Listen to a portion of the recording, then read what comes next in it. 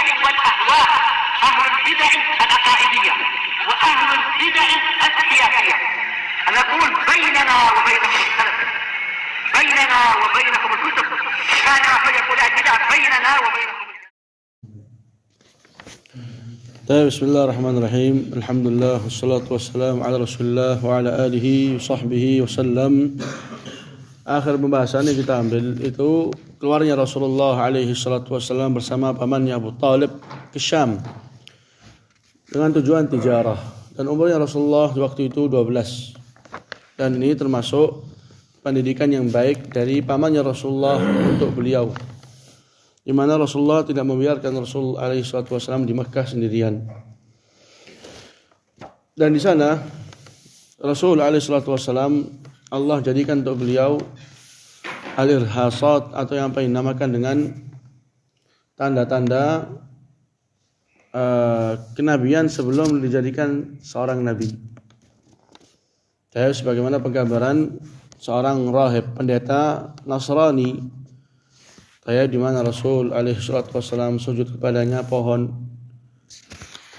kemudian dinaungi dengan awan. Ini semua menunjukkan atas kebenarannya kenabian Rasul alaihi salatu wassalam.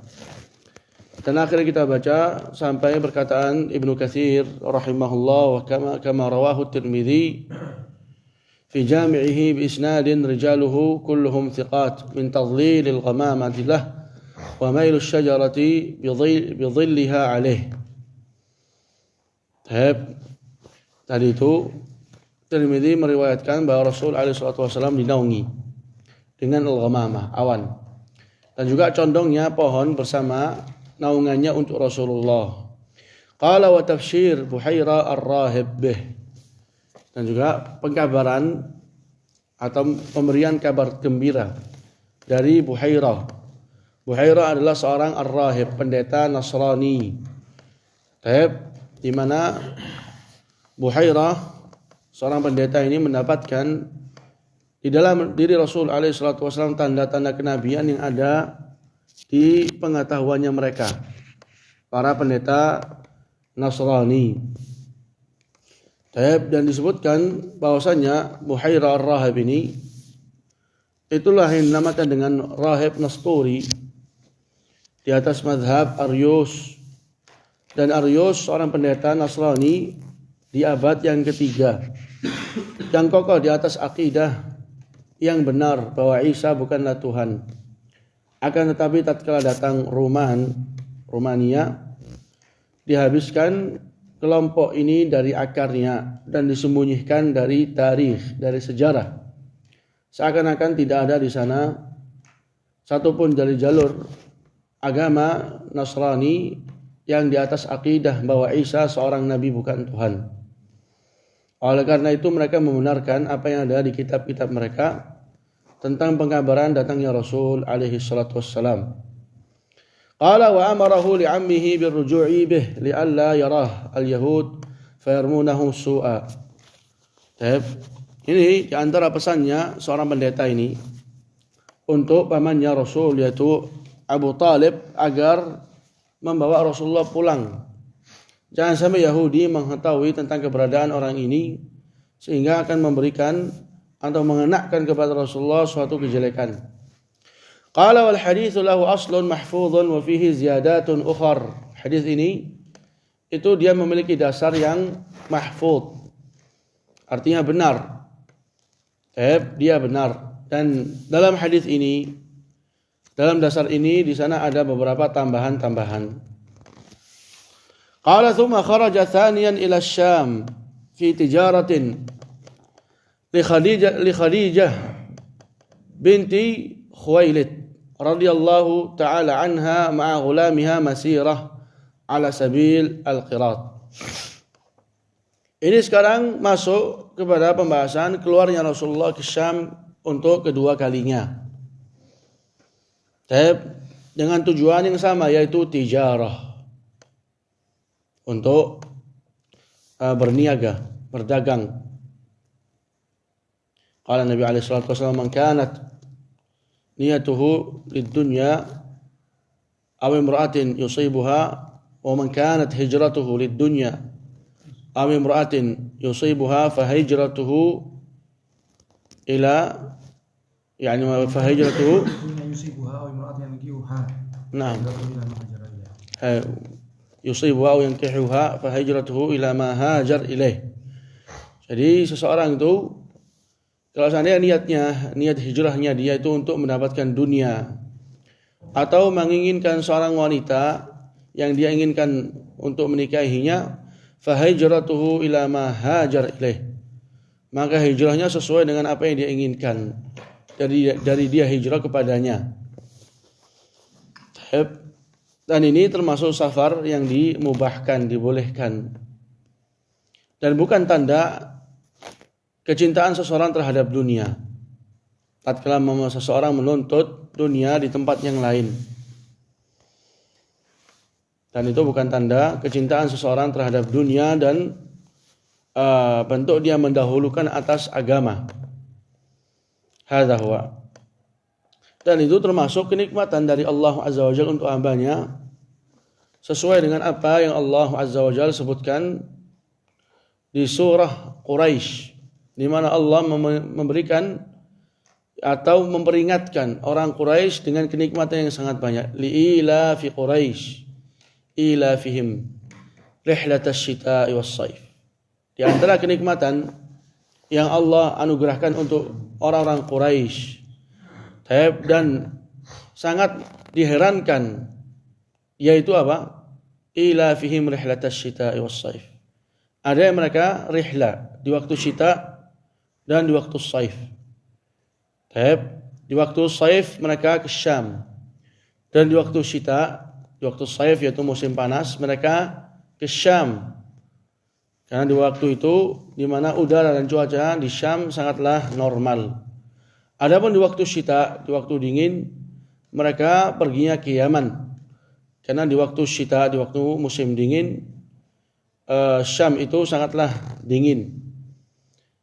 Maka keluarnya seseorang untuk tijarah, untuk berniaga, termasuk sesuatu yang dibolehkan dan termasuk kenikmatan yang Allah Azza wa Jalla berikan untuk seorang hamba. Dan itu bukanlah tanda atas kecintaan dan kecondongan seseorang terhadap dunia kalau dia mengambil dengan sekedarnya. Akan tetapi sebagian para ulama salaf menyebutkan di antara tanda kebahagiaan seseorang tatkala dia memiliki teman-teman dan lingkungan yang baik dan juga memiliki istri yang salihah dan dia mendapatkan kerjaan atau ma'isyah di sekitar tempat tinggalnya. Itu salah satu tanda kebahagiaan dan lebih afdal. Hadza huwa. Ini Rasul alaihi salatu wasallam untuk kedua kalinya itu pergi ke Syam bersama budaknya Khadijah yang bernama Maisarah. Tujuannya untuk al-tijarah ala sabil al-qirat. Dengan apa? Dengan qirat. Al-qirat artinya mudarabah. Al-qirat artinya mudarabah. Artinya salah seorang membayarkan uangnya atau hartanya dan yang lain memperkerjakan uang itu dengan kesepakatan di antara dua pihak. Al-qirat, dan ini termasuk ta'awun. Ini yang dilakukan oleh Rasulullah bersama Khadijah. Qala fara'a masiratu ma baharahu min sya'nih. Masirah di perjalanannya dia bersama Rasulullah itu melihat ma baharahu min sya'nih. Melihat Rasulullah apa-apa yang mengherankan dari perkaranya Rasulullah. Menunjukkan bahwasanya beliau bukanlah manusia yang biasa. Faraja'a fa akhbara sayyidatahu bima ra'a. Maka kembalilah Maisarah ini ke Khadijah dan mengkabarkan kepadanya apa yang dia lihat. Faraghibat ilaihi an yatazawajaha. Maka Khadijah menginginkan Rasulullah agar Rasulullah menikahinya. Lima rajat fi dzalika minal khair alladhi jama'ahu Allah laha. Karena Khadijah mengharapkan dalam hal itu, dalam pernikahan dengan Rasulullah, dari kebaikan yang Allah kumpulkan baginya. Yang Allah kumpulkan untuk Rasulullah yang akan didapatkan oleh Khadijah tatkala menikahi atau menikah dengan Rasul alaihi salatu wassalam. Wa fawqa ma yakhtur bi bali bashar. Dan di atas apa yang dibayangkan oleh pemikirannya manusia.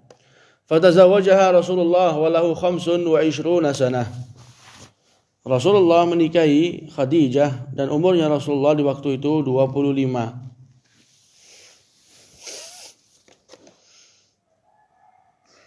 Masalah pernikahan para nabi dan juga para rasul itu termasuk sunnatullah. Artinya termasuk sunnatul anbiya war rasul. Termasuk jalannya mereka. Wa ma arsalna min qablika rasulan wa ma arsalna qablaka rusulan illa atau kayf al-ayah? Wa laqad arsalna rusulan min qablika wa ja'alna lahum azwajan wa dhurriyyah.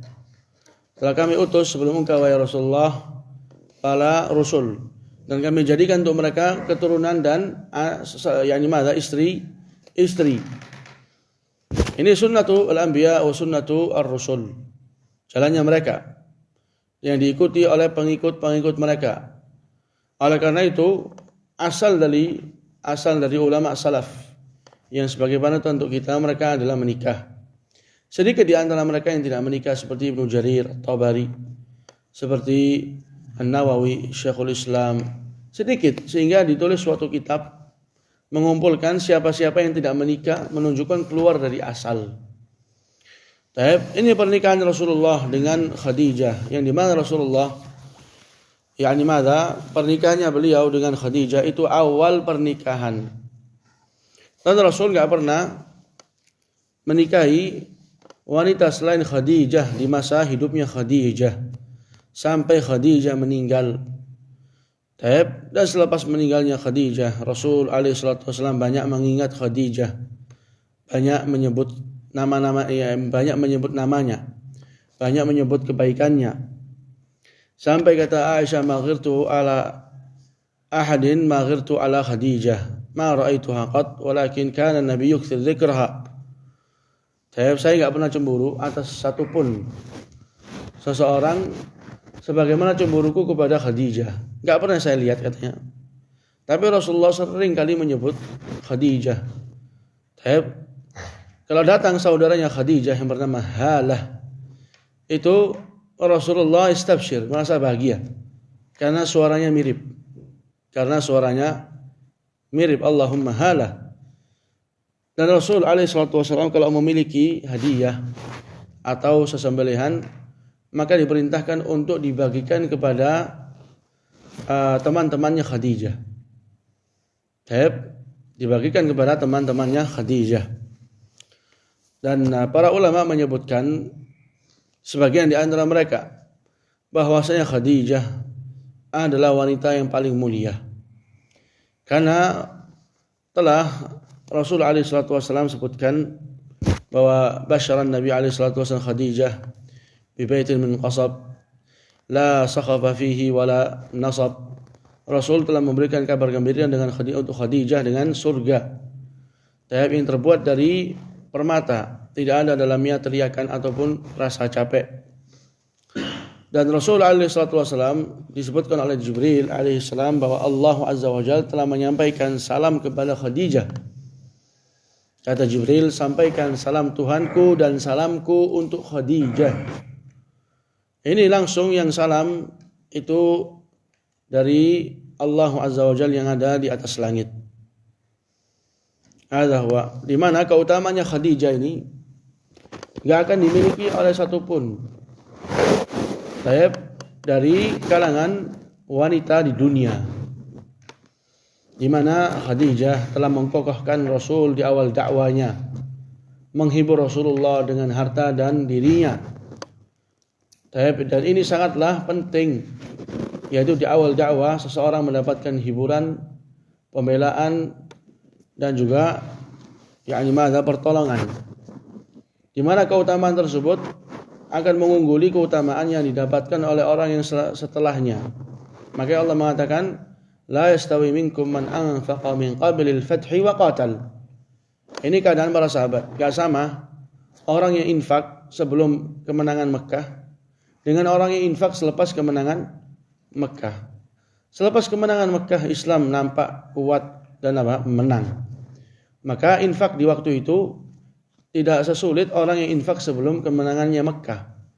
Karena terkadang melihat agama Islam diperangi dan juga dimusuhi dari banyak arah. Terkadang orang yang enggak kokoh keimanan memandang ini adalah agama yang memiliki umur yang pendek. Sehingga kalau di zaman yang demikian yang sangat asing lagi, terpuruk, masih ada yang menafkahkan hartanya, mengorbankan diri dan jiwanya, maka itu tanda keimanan yang sangat kokoh. Demikian juga Khadijah. Beda orang yang menolong Rasulullah sebelum Rasul SAW memiliki dakwah yang nampak di Madinah, dengan orang yang menolong Rasul selepas Rasul hijrah ke Madinah, yang mendapatkan pertolongan dari banyak para sahabat dari kalangan Al-Ansar dan juga Al-Muhajirin. Jadi ini keutamaannya Khadijah sangatlah penting. Adapun khilafnya para ulama mana yang lebih afdal, Aisyah ataukah Khadijah, maka dari sisi keutamaan enggak bisa Aisyah dibandingkan dengan Khadijah. Akan tetapi Allah Azza wa Jalla berikan untuk Aisyah keutamaan, yaitu keilmuan yang beliau dapatkan langsung dari Rasulullah. Sehingga banyak di sana ilmu yang tidak dimiliki oleh ulama para sahabat kecuali Aisyah.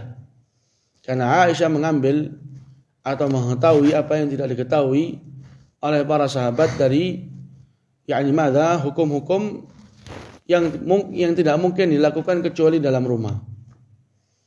Seperti apa yang berkaitan dengan haid, apa yang berkaitan dengan jima', apa yang berkaitan dengan sunnah yang Rasul SAW lakukan dalam rumah. Al-muhim Aisyah memiliki keutamaan dari sisi.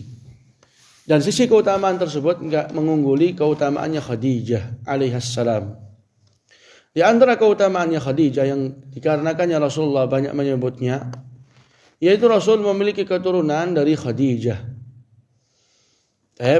Memiliki keturunan dari Khadijah, di mana Rasul tidak memiliki keturunan dari istri-istri beliau yang lain. Rasul memiliki anak yang bernama Al-Qasim dari Khadijah juga ini. Dengannya Rasulullah berkunyah Abul Qasim. Kemudian ada Abdullah yang dijuluki dengan At-Tayyib atau At-Tahir. Kemudian dari kalangan perempuan siapa? Ruqayyah, Zainab dulu yang paling tertua. Kemudian Ruqayyah, kemudian Ummu Kulthum, kemudian baru Fatimah. Fatimah ini yang paling kecil. Adapun anak-anak Rasulullah yang laki maka meninggal di masa kecilnya. Dan juga siapa yang tersisa dari anak Rasulullah yang laki? Ibrahim. Dan ini dari Maryah Al-Qubtiyah. Maryah Al-Qubtiyah, budaknya Rasulullah. Maryah Al-Qubtiyah meninggal juga mungkin selepas kelahiran 16 bulan. Umurnya 16 bulan. 1 tahun 4 bulan. Dan juga Al-Qasim serta Abdullah.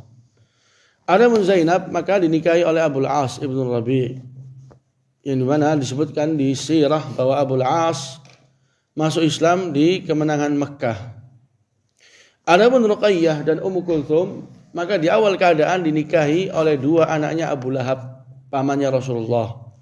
Ruqayyah dinikahi oleh Utbah bin Abi Lahab, dan Ummu Kulthum dinikahi oleh Utaibah ibn Abi Lahab. Akan tetapi keduanya belum sempat untuk masuk ke anaknya Rasulullah.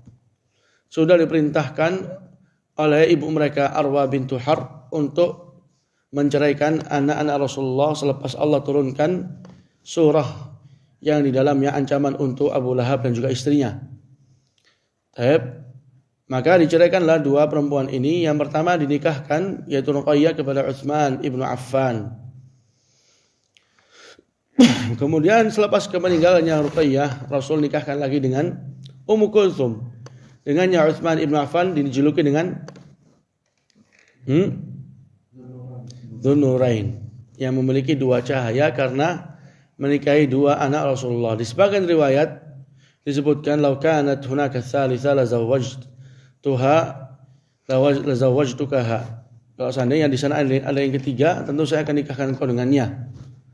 Taib. Hadza huwa. Adapun Fatimah maka dinikahkan dengan Ali ibn Abi Thalib. Fatimah yang darinya Rasul alaihi salatu wasallam memiliki cucu Al-Hasan wal Husain, dan juga dari Zainab yang dia itu istrinya Abul As memiliki anak bernama Umamah, yang namanya Umamah, yang kadang Rasulullah bawa di waktu sholat. Di hadits Abi Qatadah, ra'aitu Rasulullah yusalli wa huwa hamil Umamah bint Zainab. Saya melihat Rasulullah sholat dan dia membawa Umamah anaknya Zainab. Ini dari Abul As. Dari Fatimah Al-Hasan wal Husain. Dan Ali bin Abi Thalib enggak pernah menikahi perempuan yang lain di atas Fatimah sampai Fatimah meninggal. Dan semua anaknya Rasulullah meninggal sebelum kemeninggalannya Rasulullah, kecuali Fatimah. Meninggal selepas kemeninggalan Rasulullah berapa lama? 6 bulan. Naam. 6 bulan. Makanya di hadis Rasulullah alaihi salatu wasallam membisiki Fatimah. Kemudian Fatimah apa? Meninggal. Menangis. Kemudian dibisiki 2 kali, kedua kalinya. Kemudian dia apa? Senyum. Maka ditanya oleh Aisyah yang pertama, ajalnya Rasulullah sudah dekat. Yang kedua, yang pertama kali yang akan menyusul adalah siapa? Fatimah. Yang pertama kali yang akan menyusul adalah Fatimah dan dijuluki dengan Zahra. Julukan saja ini, tapi enggak ada dalilnya. Ini anak-anak Rasulullah alaihi salatu wasallam dari Khadijah ridwanullahi taala alaiha, dan Fatimah yang paling mulia di antara anak-anak Rasulullah. Di sebagian hadis wallahu alam benarnya, dan Ibnu Abdul Bar kalau enggak salah mengingkari hadis itu. Lau kana Ibrahim hayyan lakana nabiyya. Kalau seandainya Ibrahim yang anaknya Rasulullah hidup, maka sungguh dia akan menjadi seorang nabi.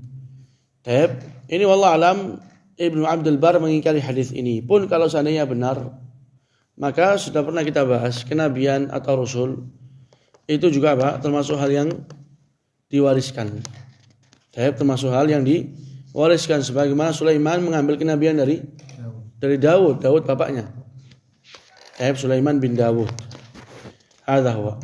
Jadi dari sisi makna mungkin benar, cuman telah datang di hadis yang sangat banyak, yang dimana hadis ini tidak ada yang mengingkari kecuali kafir, yaitu apa? Tidak ada kenabian selepas kenabiannya Rasul alaihi salatu wassalam. Dan Allah telah mengabarkan, maka Muhammadun aba ahadin min rijalikum walakin Rasulullah wa khataman nabiyyin.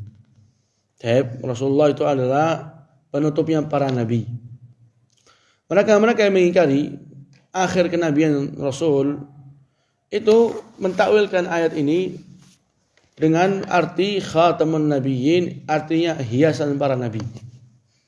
Sebagaimana cincin yang bahasa Arabnya adalah khatam, itu sebagai apa kalau dipakai?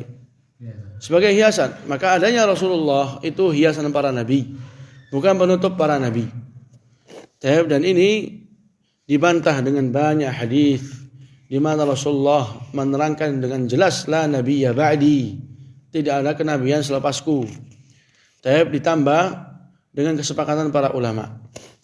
Tidak ada kenabian selepasku. Bagaimana dengan adanya Isa, dengan turunnya Isa di hari kiamat? Nah, itu bukanlah pembentukan nabi yang baru. Tapi itu sudah ada sebelum diutusnya Rasul alaihi salatu wassalam. Akan tapi Nabi Musa akan berhukum dengan hukumnya siapa? Nabi Isa berhukum dengan Nabi Muhammad. Naam. Hadza huwa.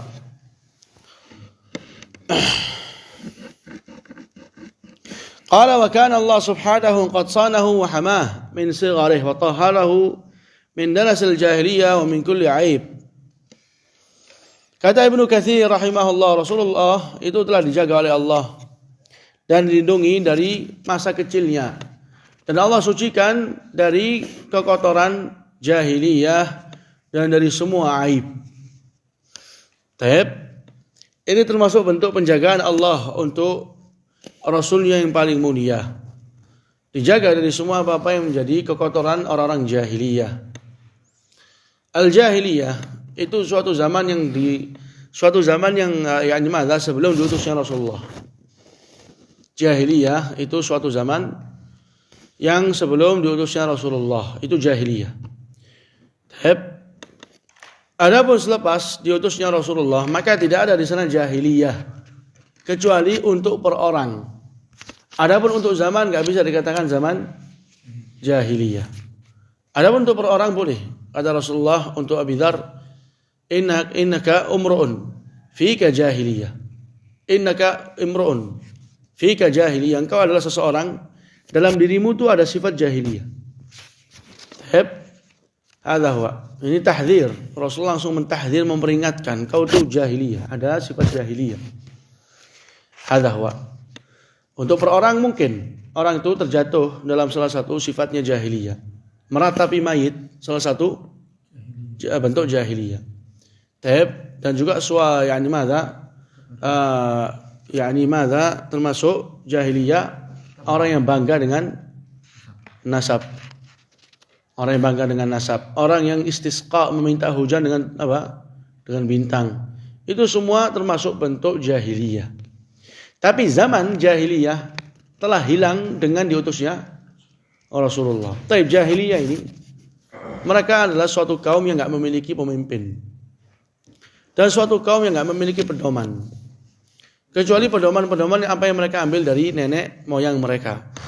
Dan semuanya itu kembali kepada kesesatan dan berlawanan dengan Allah Azza wa Jalla dan juga syariatnya. Ini Rasul SAW dijaga oleh Allah dari masa kecilnya untuk terjatuh dalam hal-hal tersebut. Di sebagian hadis,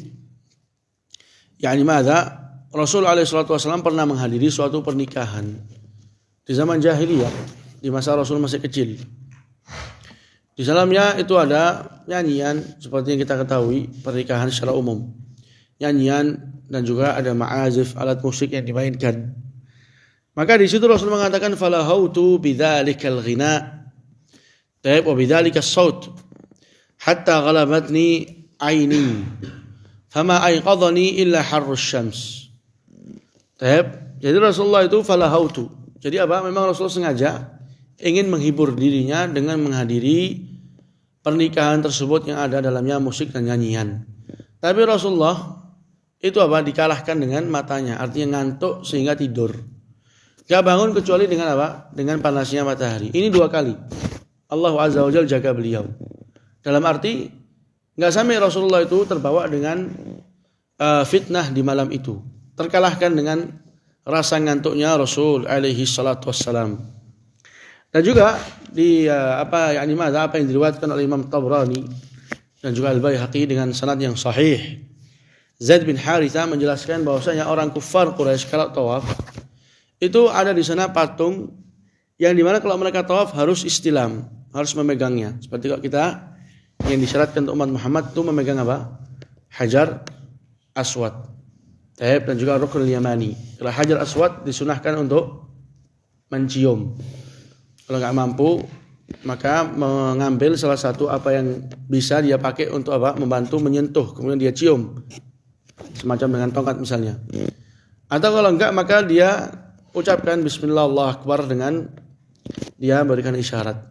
Kalau Ruknul Yamani, maka dengan istilam, kalau enggak dengan isyarat tanpa ada Bismillah Allahu Akbar. Ini yang hanya disentuh di waktu orang tawaf. Adapun mereka orang kufar Quraisy memiliki patung yang dengannya mereka yakini wajib untuk disentuh. Tawaflah Rasul SAW dengan Zaid bin Harithah di masa itu.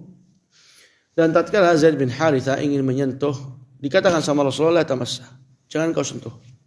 Di perputaran yang kedua Zaid bin Harithah menginginkan untuk memperlihatkan bagaimana sikapnya Rasulullah. Dia ulangi, beranjak untuk menyentuh, dilarang oleh Rasul alaihi salatu wassalam. Tapi makanya kata Zaid bin Harithah, mastalama sanaman qat hatta akramahu Allah billadzi akramah wa anzala alaih. Jadi Rasulullah itu enggak pernah menyentuh satu patung pun sampai Allah muliakan dengan Allah jadikan seorang nabi dan Allah turunkan kepadanya apa yang Allah turunkan, yaitu Al-Qur'an. Baik. Hadza wa, dan juga di antara bentuk di mana Allah menjaga Rasul alaihi salatu wasalam, Rasulullah enggak pernah memakan apa yang mereka persembahkan untuk tuhan-tuhan mereka. Baik. Enggak pernah juga Rasul memakan makanan yang tidak disebut nama Allah Azza wa Jalla dalam atau tatkala menyembelih. Baik, sesuai dengan apa yang diriwayatkan Rasul alaihi salatu wasalam dikedepankan kepada beliau suatu hidangan yang mengedepankan adalah Zaid bin Umar atau bin Amr bin Nufail. Baik, suatu sufrah dalamnya ada laham. Maka Rasul mengatakan, la akul mimma tadhbahun ala ansabikum wala akul mimma lam yudhkar ismullahi alaih. Ini bentuk Allah menjaga Rasul alaihi salatu wasallam, enggak pernah makan makanan yang diharamkan. Taib. Wa manahahu kullu khuluqin jamilin hatta lam yakun yu'raf baina qaumihi illa bil amin. Rasul alaihi salatu wasallam dianugerahkan oleh Allah semua akhlak yang baik. Sampai Rasul ini enggak dikenal kecuali dengan Al-Amin. Enggak dikenal kecuali dengan Al-Amin. Di sebagian cerita, dulu Al-Hajar Al-Aswad, para kufar Quraisy itu khilaf. Mereka berselisih siapa yang meletak Hajar Aswad di tempatnya. Semua kabilah bersikeras untuk apa? Untuk dialah yang meletakkan. Akhirnya mereka sepakat bahwasanya Hajar Aswad diletak di atas selendang. Setiap kabilah memegang ujung dari selendang tersebut. Nanti siapa yang pertama kali datang, itulah yang akan apa? Yang akan meletak Hajar Aswad di tempatnya. Maka tatkala Rasulullah datang, mereka mengatakan Ja'al Amin. Ja'al Amin, datanglah Al-Amin yang terpercaya. Ini sesuatu yang telah dikenal dengannya Rasulullah. Lima syahadu min taharatihi wa sidq hadithi wa amanatihi. Karena mereka telah menyaksikan dari Rasulullah itu kesuciannya dan jujurnya dalam ucapan dan amanatnya. Hatta innahu lamma banat Quraisyun al-Ka'bah fi sanah 35 min umri fawasalu ila mawdi' al-Hajar al-Aswad ishtajaru fi man yada'u al-Hajar al-Aswad mawdi'ahu فقالت كل قبيلة نحن نضعه ثم اتفقوا على أن يضعه أول داخل عليهم فكان رسول الله صلى الله عليه وعلى آله وسلم فقالوا جاء الأمين فرضوا به فأمر بثوب فوضع الحجر في وسطه وأمر كل قبيلة أن ترفع بجانب من جوانب الثوب ثم أخذ الحجر فوضعه موضعه صلى الله عليه وعلى آله وسلم. Ini yang telah kita ceritakan disebutkan oleh Ibnu Katsir. Jadi waktu kufar Quraisy membangun Al-Ka'bah di tahun 35 dari umurnya Rasulullah. Maka sampailah mereka dalam Hajar Al-Aswad. Sini terakhir sudah ini. Terakhir meletakkan Hajar Al-Aswad di tempatnya. Maka semua kabilah khilaf siapa yang meletak sampai akhirnya mereka sepakat seperti apa yang kita sebutkan. Yang pertama kali masuk ke kita itulah yang letak. Mereka melihat siapa? Rasulullah. Maka mereka katakan Ja'al Amin. Datanglah Al-Amin. Inilah yang dikenal Rasul alaihi salatu wasallam dengannya. Maka waktu Rasul memperingatkan orang-orang Quraisy dengan apa yang Rasul datang dengannya, yaitu agama Islam dan apa yang Allah perintahkan atas beliau untuk menyampaikan. Tapi mereka dikumpulkan oleh Rasulullah dengan panggilan sabbahakum wa massakum. Bagaimana menurut kalian kalau seandainya saya ini memberikan kabar bahwasanya di sana ada tentara yang sedang ingin menyerang kalian, apakah kalian mempercayaiku? Mereka mengatakan ma jarrabna minka kadhiba. Kami ini enggak pernah melihat engkau itu apa? Terjatuh dalam kedustaan, enggak pernah. Jadi pengkabaranmu pasti apa? Dibenarkan. Maka Rasul mengatakan, sesungguhnya saya ini adalah pemberi peringatan untuk kalian Maka Abu Lahab mengatakan, tabban lak alihadza jama'tana. Tabban lak. Celaka engkau, apakah untuk ini saja engkau kumpulkan kami? Maka Allah turunkan tabbat yada abi lahab wa tab ila akhir surah. Dan di fasal yang selanjutnya penulis yaitu Ibnu Katsir akan menjelaskan tentang tentang risalah dan juga kenabiannya Rasulullah. Awal kenabian dan awal kerasulan Rasul alaihi salatu wasallam di pertemuan yang akan datang. Kalau ada yang mau ditanya, tafadhal.